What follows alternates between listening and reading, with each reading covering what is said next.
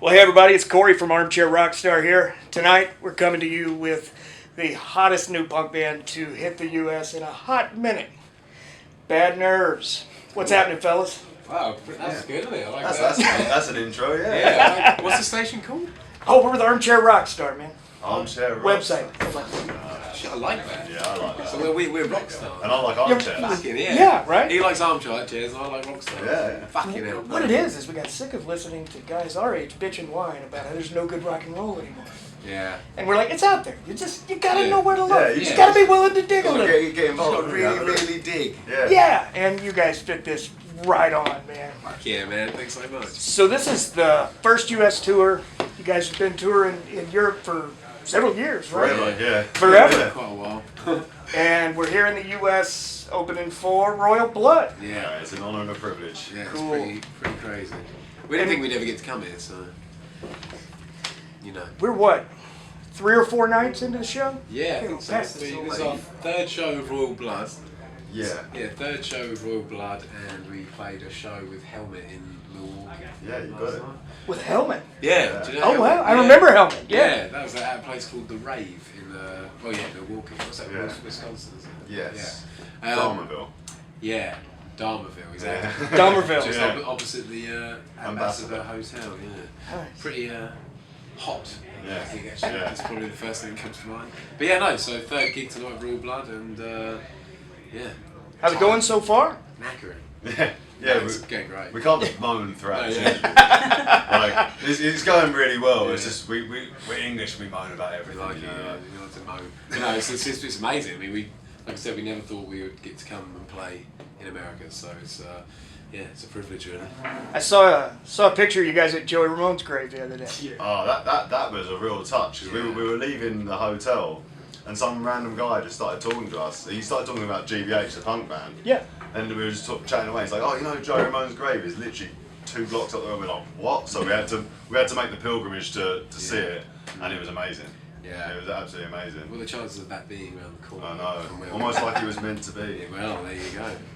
There's powers at play that we. Standing on the skeleton of Joey Ramone. There That's you what go. we Standing were on the That's scale. tr- We that's thought that was crazy. called lyric, didn't we? Yeah. Yeah. So that's the next single.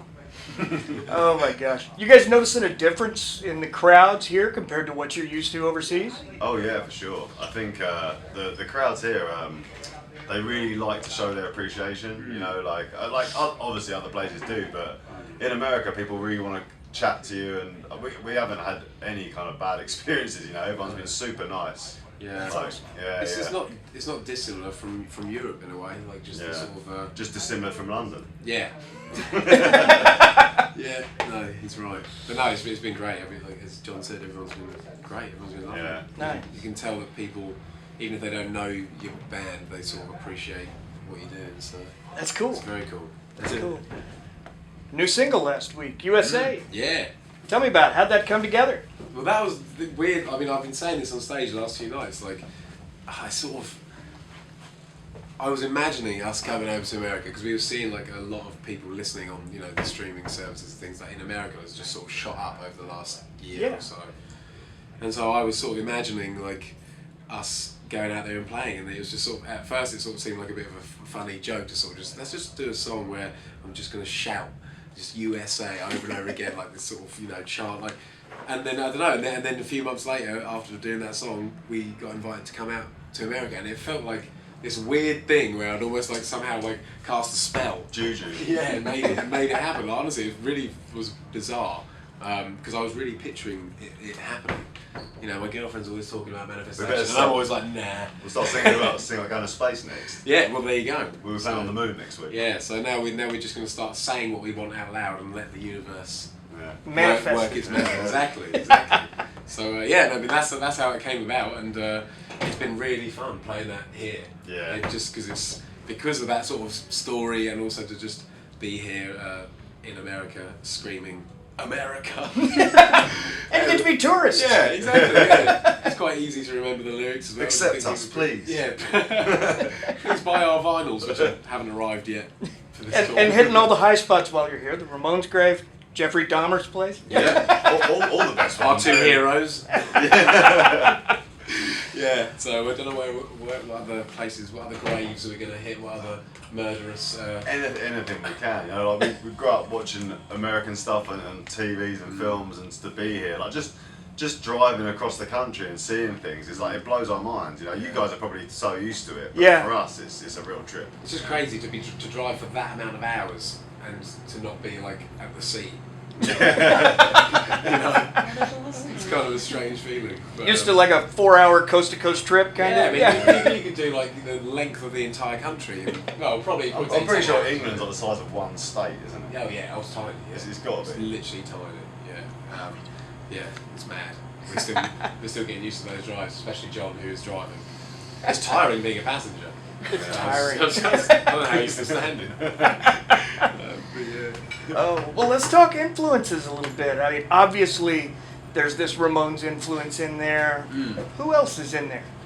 Well, I mean, when we very first started writing stuff, like, whenever that was, but 2016 maybe, there was that Radioactivity and J Retard were the two that we were listening to at the time that really made us go, oh, let's do something like this. The Ramones' influence was probably more their overall attitude to how they performed live. Yeah. You know, it was like the no nonsense kind of just blast through it and keep the energy high. You know, and that's really the main influence there. Yeah. That and Leather Jackets, but pretty much, Yeah.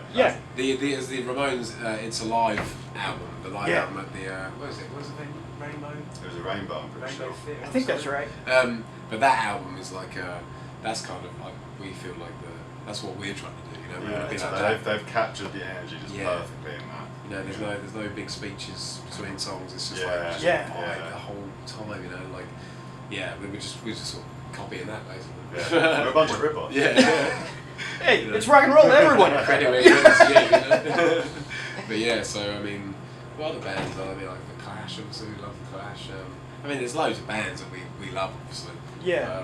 But I wouldn't say it particularly comes. No, we don't sound music. like the Clash. That's the thing. We sort of there's loads. We've taken inspiration from various places and sort of just we wanted to go super fast and super catchy. That was kind of the sort of main thing, you know. And and here we are. Speaking of that energy, yeah, it captures that so well on your Live in London record. On the what? Sorry. The London record. We love that one because it's kind of like how the album should have sounded. Yeah. Do you know what I mean? It's like the only problem with that is when we were recording it all, the show was so hot and mental, the recording equipment blew up. Yeah. So there was meant to be like 2-3 more songs at the end of it. But as a feel, I love that record. I do too. It's solid. Well, it's just because it's you know, the studio record it's not live, you know. Like it's and unless you've recorded it live, obviously, which we didn't. But like I love studio sounding records and stuff, like, you know, whatever. But there is something about when it's just you playing it in the moment. Yeah. You know, there's no like, oh, let's do another take. It's like you just play it, and what will be will be. What will be will you be. know, and I think it's those, you know, mistakes, if you like, that make it so good. You know, you hear some records and you sort of think, God, if this wasn't played so well, it'd be way better. Yeah, you know? And it's like, it's weird. I didn't even think that about Keeps it more records human, doesn't sometimes. it? Yeah, exactly. There's just, and that's I know when I was younger, I used to get really caught up in trying to play everything like perfectly, and then when I got into punk stuff, it was like this epiphany of like, wait a minute, trying to play everything perfectly, yet it's like a computer. It's just shit. You know, we're seeing this with this AI thing now. You know, like AI is writing scripts and making songs. Like, it's just. Well, someone did say in a comment that they said we're an AI punk band. Yeah, I took that as a compliment. Yeah, so did I don't know if it was meant to be, but I'll take it. Yeah. Fuck that, guys. But yeah, I don't know. I think that human element is what makes those live records. So we would have liked to have done this second record live. We didn't have time to sort of, because we want to practice it and be able to play it well, obviously. Yeah. But then you know, the natural sort of like human element would make it sort of live. But we didn't do that. So third album. We'll end up doing a live record of the new stuff though as well. Yeah, hopefully. Yeah, I can't wait for that. Yeah. There you go. So what's next? Is there a new studio album in the future, or what's after this tour? That's well in the works at the moment. That's what we're trying to do. Well, we're trying to do it. We're just on tour so much, so it's quite difficult to you know, really get the time to sort of. It's looking like early next year, though, isn't it? Yeah, that's what we're aiming for. we've recorded about 18 songs, but it's still, you know, there's still, you don't record them and it's like, right, they're done. It's like we're still changing things and, you know, parts are getting changed and just like still writing the songs in a way. You know, you go in with the demo and then like, the demo isn't always exactly how you want it, so you go in, you're still writing. I don't know, it's a weird process. At least the way we do it is a weird process. Yeah, we want to be confident with it. You know, like the first album when we released it, we were confident in how it sounded. You know, we couldn't have made it any better at the time. With this, we want to make it as good. Yeah, it's just different with the second one, because there's a time pressure that wasn't there before. Yeah. Because there's other people involved, which we're very grateful there's other people involved, but it does change how, you know, because people want it needs to get done to come out in a certain timeline. So that you're immediately in a different mindset, because your mindset isn't I've got all the time in the world. Because when you have that mindset, you're free. You know, your mind is free. When you're thinking, oh, I've got to get this done, you don't. It's a different feeling, you know. So try to eliminate. Get your mind back to how it was when you were free, you know, and sort of like make it like that. It can be challenging sometimes, but luckily for us, the people that we're working with are pretty understandable. You know, they kind of they want it to be as good as it can be as well, and you know, it takes as long as it takes within reason. Within reason. That's a bit of a we are king procrastinators though as well. I mean, it would take me, I could spend 3 months of just tweaking like vocal melodies. I did that like Baby Drummer, one of our tracks, which me and Will demoed.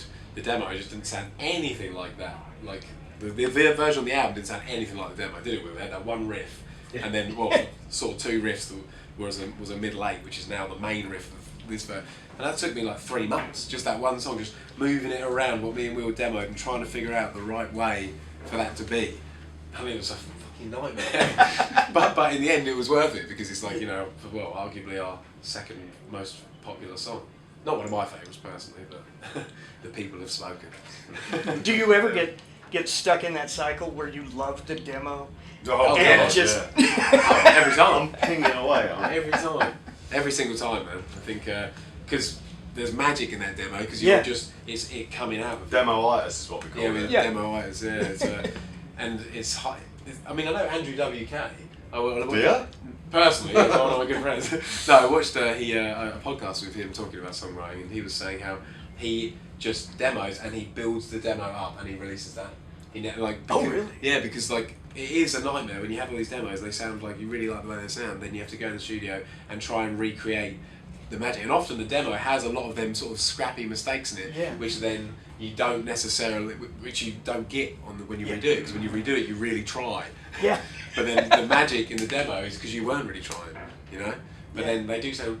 Production-wise, they sound fucking terrible. But there is like this magic. So you go to the studio trying to get that magic back, you know, which is doable. It is doable, but it is hard. It doesn't take 2.5 minutes anymore, does it? No. I think our style as well is almost like it's meant to sound underproduced in a way, you know. If we were like super polished, it would lose everything about the band. Yeah. You know? We're trying. The thing is, it's difficult because we're trying to. We love all these really scrappy punk records and stuff like. And they sound, you know, technically terrible, but we love them. But then with this band, like we're trying to take like the vibe of those recordings, but then give it a modern like power, so that it stands up, you know, with some of these more like big production things, just so it has like this, you know, especially the low end, like these just big like. But it's really hard to do that and not go too far, and it sounds overproduced, you know. Things like so we kind of. I was just in the studio with Mike, a guy who records all our stuff. And we were sort of sitting there thinking, what can we listen to give us like, as a guide? And we can't find anything. Like it's either too produced or too underproduced. Can't find. It's hard. Andrew WK. Yeah, well, it's hard to find that stuff which has that real punk, gritty aesthetic, but also that modern power. Yeah. It's so we sort of just feel like we're sort of just in the dark with a flashlight, just trying to figure out. Just trusting our gut and our ears and just hoping for that. That's what we did in the first one. You know, just like, I think this sounds cool. Yeah. So whatever. So that's it is weird, difficult, but super rewarding process. You know. Yeah. You don't think about bills and taxes and all that bullshit when you're doing this sort of stuff because it just frees your mind. You know. That's right. It's great. Well, guys, thanks so much for joining us today. Well, it's a pleasure. Relax. Thank you so much. I know you got a show to get to, so. What? Just cancel it. Yeah. Cool royal blood. Don't cancel it. We're here. We've had enough. Oh yeah. Like Alright, call him up, he's back on.